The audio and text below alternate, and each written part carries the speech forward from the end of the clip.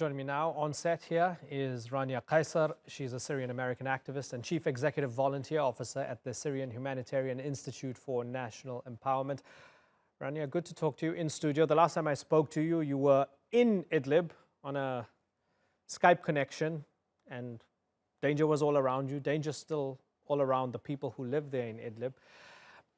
I want to talk a little bit about politics initially, because we had news of a ceasefire once again, but then it's a movie that we've seen over and over again. Immediately afterwards, reports of airstrikes, shelling, and so on. On the ground, does it ever feel like there's a ceasefire? Never. It has never stopped. For the last 4 years, the Russian military airstrikes have not stopped, and we have those documented by month and by date. The Russians are always trying to pretend that they are going for a ceasefire, either when they are losing or when they need to recuperate. And I think it's the latter this time. Sergei Lavrov, the Russian foreign minister, said, and I'm going to quote, "The solution to this issue is to fully implement the Sochi memorandum to unblock the deadlock in the Idlib de-escalation zone by separating the armed opposition from these bandits, from terrorist structures recognized as such by the UN Security Council." Is that separation as easy as it sounds to Lavrov? You know, it's really interesting how he's making it look so simple and how he's always attributing the presence of 2% only that may be terrorists, how he's attributing all the crimes that are taking place right now in Idlib upon them. Separating the terrorists, according to the Russians, who they are the terrorists, separating them is like being in a family household and asking the mom to separate. This child is belonging to Ahrar, this child is belonging to Free Syrian Army, that child is belonging to HTS. So how do you expect the mother to... Are you giving an analogy, or is that how it works? It's exactly how it is right now inside Idlib. It's all clubs. It's not something that is going to be permanent. It's all temporary. It's because the Syrian people are now being cornered and they have no other solutions. So if they decide that they are going to quit and surrender, they know from previous experiences that the regime is probably going to kill them as the men, rape their women as their wives' children, and probably demolish the rest of whatever is there as far as property. So in order for them to stand up to that kind of oppression, they were cornered. And the only fractions that they had to go to were some of them chose to go to the extremist fractions. But even those that did choose to go to the extremist fractions will not stay. The ideology that the extremists practice inside Syria right now is not very strong. And it's not solid. And it's not built on true Islam. So it's really important to understand that these people that did actually join HTS will probably eventually, very soon as Bashar falls, will probably also either be rehabilitated or disappear, because they were never from the revolution anyways. Who controls the streets right now? A bunch of groups. A bunch of groups are actually controlling the streets. But I'll tell you what, from the last 8 years until now, we have seen so many groups come back and leave, come forward and then be defeated again. HTS has tried to take over Idlib several times. They never succeeded. 2 years ago in Ramadan, I was sitting in my office in Ma'aret al-Numan, and we hear missiles. So I go outside and I'm thinking it's a regime, and it was actually HTS that rocked Ma'aret al-Numan with missiles. And they actually killed one of my best friends that day. But guess what? A few months later, they were defeated and they were abolished, and we made them leave Ma'aret al-Numan. So that's what I'm trying to say. And the actual message that I would like to send is, these people, these HTS, we need to just stop talking about them, because they are a temporary status. They are a temporary status. We are on the ground. We know what's going on. We know who will be able to be rehabilitated and who will not. And usually those who are not able to be rehabilitated, what do you do? Imran, You just leave them alone? What do we do with them?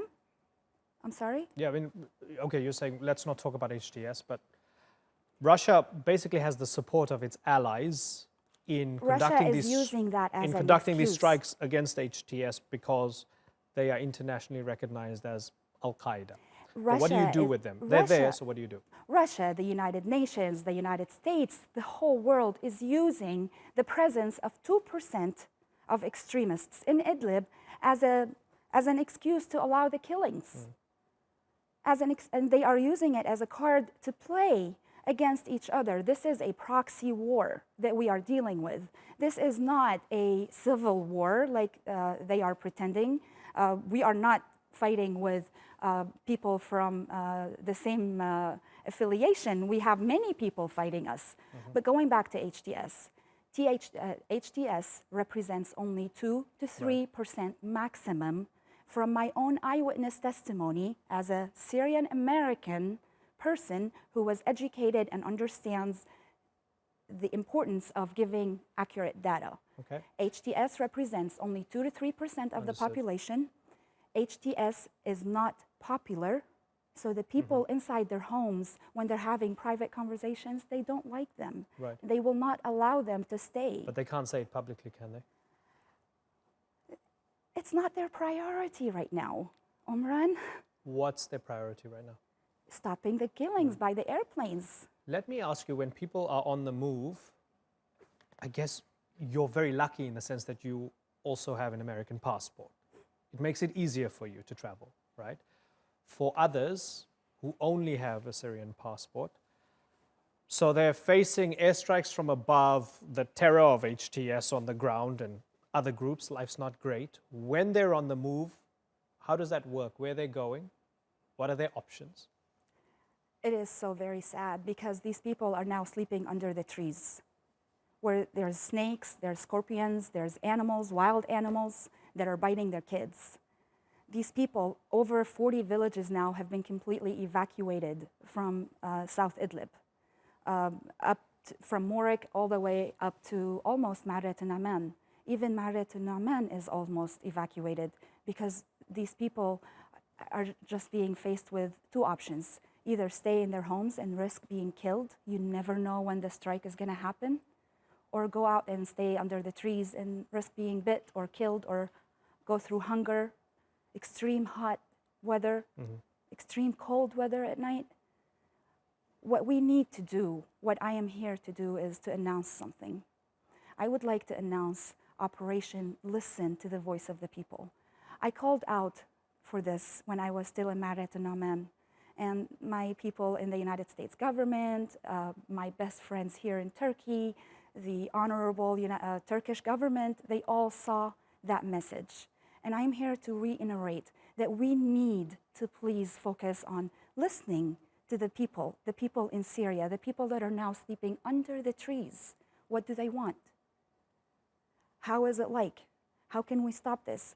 If we can't stop this politically or militarily, how can we stop it humanitarily? How do we stop it catastrophe. in a humanitarian way? Well, we need to send them help. At least we need to send them tents. We need to send them food, hygiene products. We have to understand that these people are now very close to the borders of Turkey, and this could cause an epidemic. Anybody that has worked in the medical field understands and realizes that people that are sleeping under the trees will have to go through measures that are not very hygienic. And that's how epidemics start. So we are not realizing the full magnitude of this catastrophe. Or we are realizing it and have gotten used to it. In order for us to not get used to these catastrophes and to be able to do something about it, we have to listen to the voice of the people. And the voice of the people inside Syria say, come be with us. So come see for yourself. So help me understand this fully. The last time we spoke, you were inside Idlib. You broke out of a war zone. Yes. You want to go back? I am going back very soon. I am here to announce that if God allows me and God willing, I would like to be a human shield as an American citizen for the Syrian people. I'm here to announce that I'm going to be there with them very soon. I'm not going to announce the exact date of my entry to Syria, but I'm going back inside Syria. The last time I was here on your show, I went home to the United States of America, and I met wonderful and amazing people that have inspired me and allowed me to believe that there is hope. I see great and amazing hope from the United States government. I think they are now ready to stop the oppression, at least. And they are working on it diligently and sincerely. So I trust the United States government. I believe that it is extremely important. I'm going to ask this on behalf of all of the Syrian people that are inside Syria.